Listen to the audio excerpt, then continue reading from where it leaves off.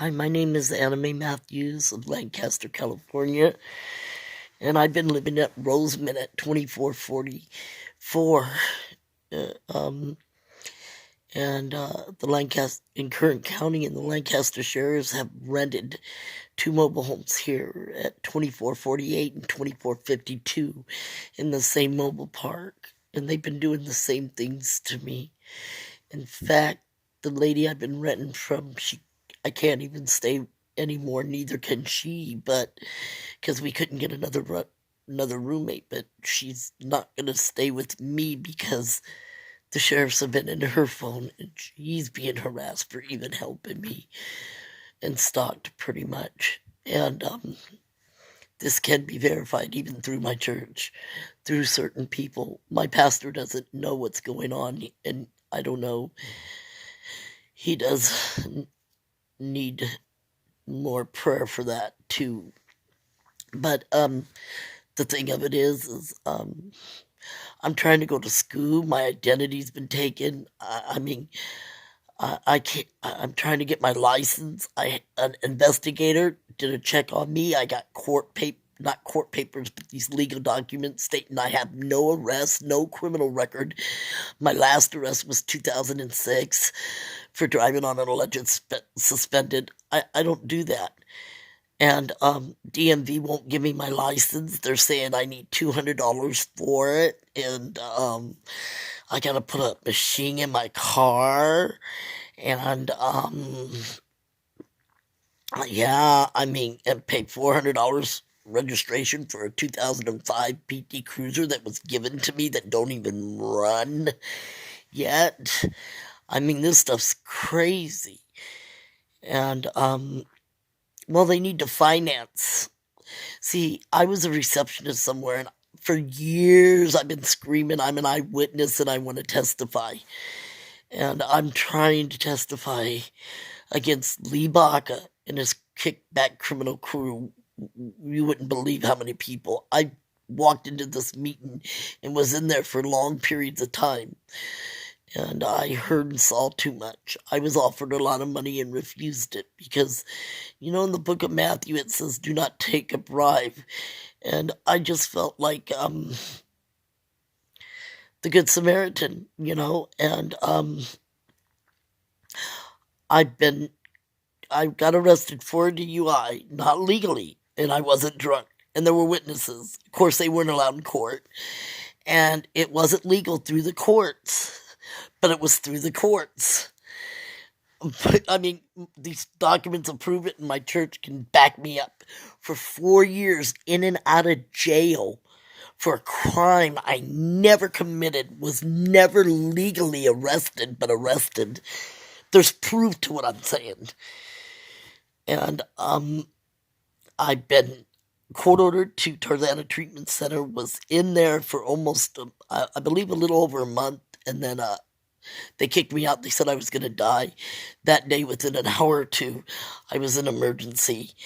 They were going to have me arrested for trespassing. I couldn't even walk. The pastor's wife was with me. She started screaming. I'm calling the news because they tried to say if I didn't leave, I was getting arrested, and I couldn't even walk, and I'm screaming, balled up in pain. And even she's never seen me like that. I'm one of the toughest people that go to my church, Shekinah Worship Center in Lancaster, California. Ask Pastor Joe. Melinda will tell you she never seen me in tears, balled up, screaming in pain. I can usually hang, man, because of where I come from, kind of treatment I got as a child. I'm a tough girl.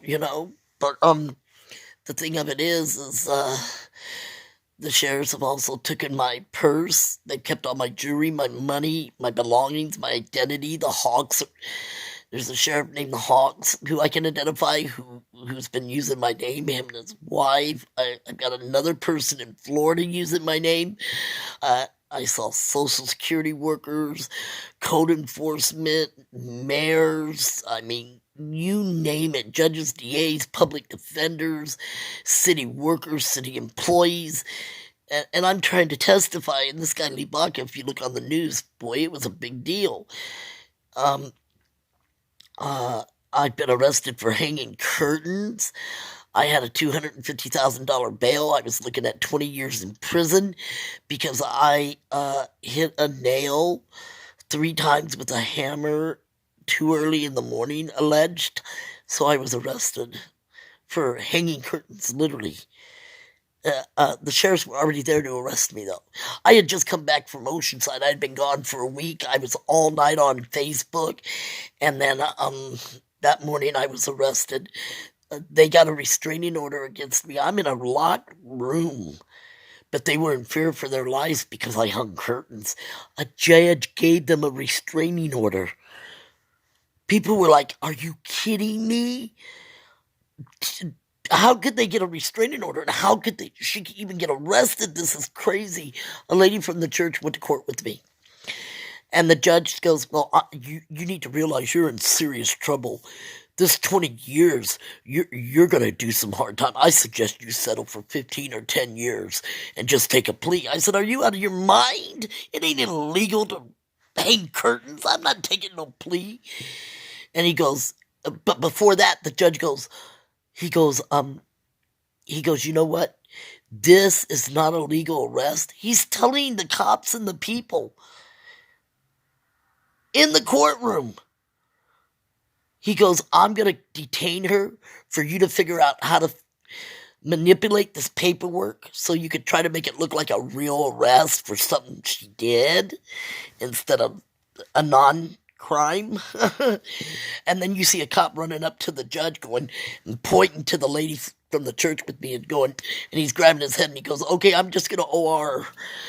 And he looks at me, and that's when he says, "You're in very serious trouble. I suggest you take a plea." I said, "Are you out of your..." Yeah. I mean, this stuff is crazy. But, the sheriffs don't want me having a home. I'm trying to go to school. I'm trying to rebuild my life. They're not allowing it. They harass me. They harass people that help me. They just give me a lot of problems, and I really need some help.